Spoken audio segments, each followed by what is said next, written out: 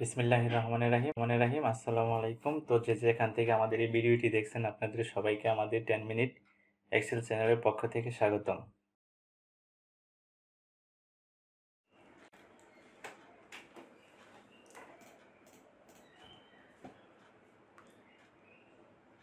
আজকের ভিডিওতে আমরা আলোচনা করব কিভাবে আমরা পার্সেন্টেজ ক্যালকুলেশন করতে পারি। তো আমরা এখানে আমাদের ডাটাবেজে এখানে কিছু ডাটাবেজ দেখতে পাচ্ছি। এখানে কিছু সেলস অফিসারের নাম আছে এবং তাদের ডেজিগনেশন আছে এবং তারা যে ডিস্ট্রিবিউটরগুলোতে কাজ করে তাদের ডিস্ট্রিবিউটরের নাম আছে। তো এটি হচ্ছে একটি ডাটাবেস, একটি ডেমো ডাটাবেস।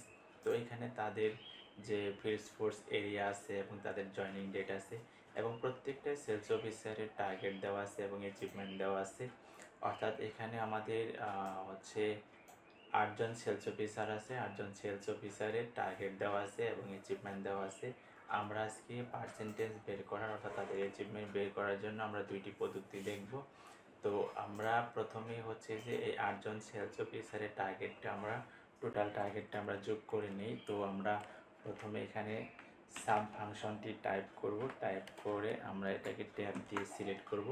করার পর আমাদের এই 8জন সেলস অফিসারের টার্গেটের যে রেঞ্জটি আছে সেটি আমরা সিলেক্ট করে আমরা ইন্টার প্রেস করব। তাহলে কিন্তু আমাদের 8জন সেলস অফিসারে কিন্তু টোটাল টার্গেটটা চলে আসছে।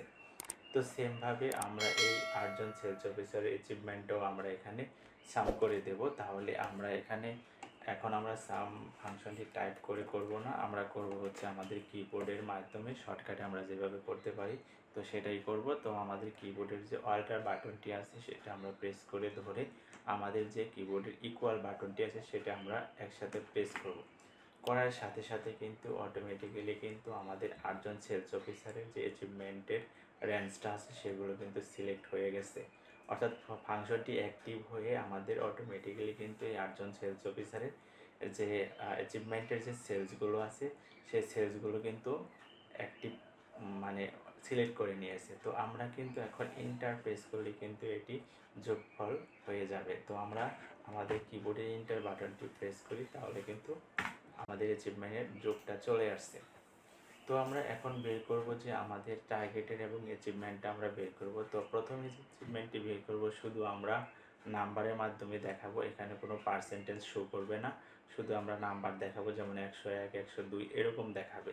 তারপরের যে আমরা অ্যাচিভমেন্টটা দেখাবো সেখানে 101%, 102% আমরা এরকমভাবে দেখাবো। তো প্রথমে আমরা এখানে টাইপ করব, প্রথমে ইকুয়াল দিব। আমরা যে কোনো ফাংশন যদি আমরা কোনো এক্সেলে ব্যবহার করি তাহলে তার প্রথমে কিন্তু ইকুয়াল সাইনটি অবশ্যই ব্যবহার করতে হবে। তাহলে আমরা অ্যাচিভমেন্টের যে ফর্মুলাটা সেটা আমরা জানি যে অ্যাচিভমেন্ট ভাগ টার্গেট। তাহলে আমরা এই যে প্রথম যে সেলস অফিসারটা আছে তার অ্যাচিভমেন্টটা দিয়ে দিব, এই সেলটা আমরা সিলেক্ট করেছি। তো এখন আমরা ভাগ দেব টার্গেট। এখন আমরা এটার সাথে আমরা মাল্টিপ্লাই করে দিব 100। এখন যদি আমরা ইন্টার প্রেস করি তাহলে কিন্তু 101% চলে আসছে। তো এটা তো আমাদের একজন সেলস অফিসারের আমরা 101% অ্যাচিভমেন্টটা বের করেছি।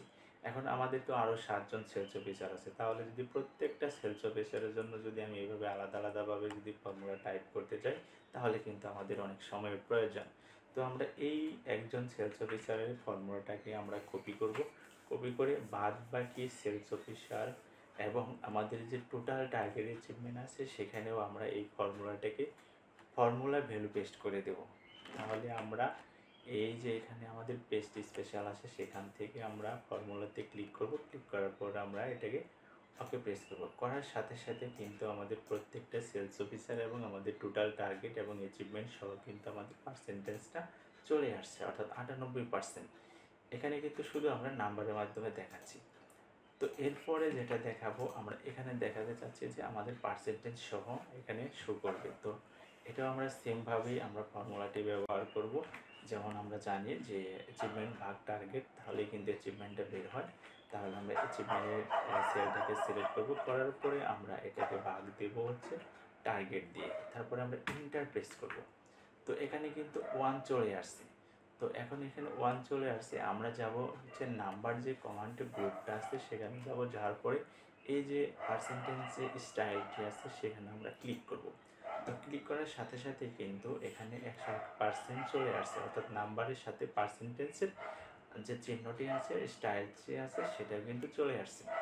তো আমরা এটাকে আবার কপি করব, কপি করে বাদ বাকি আমাদের সেলস অফিসার এবং আমাদের টোটাল যে টার্গেট এবং অ্যাচিভমেন্ট আছে সেটাও তো আমরা বের করব। তাহলে আমরা সম্পূর্ণ সিলেক্ট করে আমরা এই ফর্মুলাটাকে ভ্যালু পেস্ট করে দেব, ফর্মুলা ভ্যালু পেস্ট করে দেব।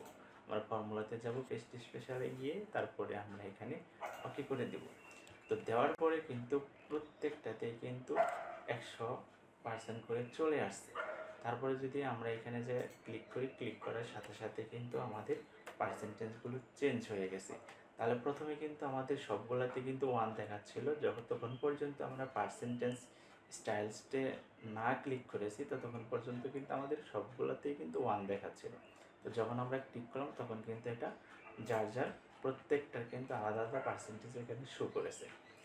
তো দেখেন এখানে হচ্ছে 77%, এখানে শুধু 77 নাম্বারটি দেখাচ্ছে আর এখানে 77% দেখাচ্ছে। তো এইভাবেই কিন্তু আমরা যে কোনো পার্সেন্টেজই আমরা ক্যালকুলেশন করতে পারি। তো আমি আজকে দেখাচ্ছি আপনাদেরকে যে কিছু সেলস অফিসারের যে টার্গেট এবং অ্যাচিভমেন্ট দেওয়া থাকে তারই পরিপ্রেক্ষিতে আমরা যে দুইভাবে আমরা অ্যাচিভমেন্টটা বের করে আজকের ভিডিওতে আমরা এক্সপ্লেন করেছি।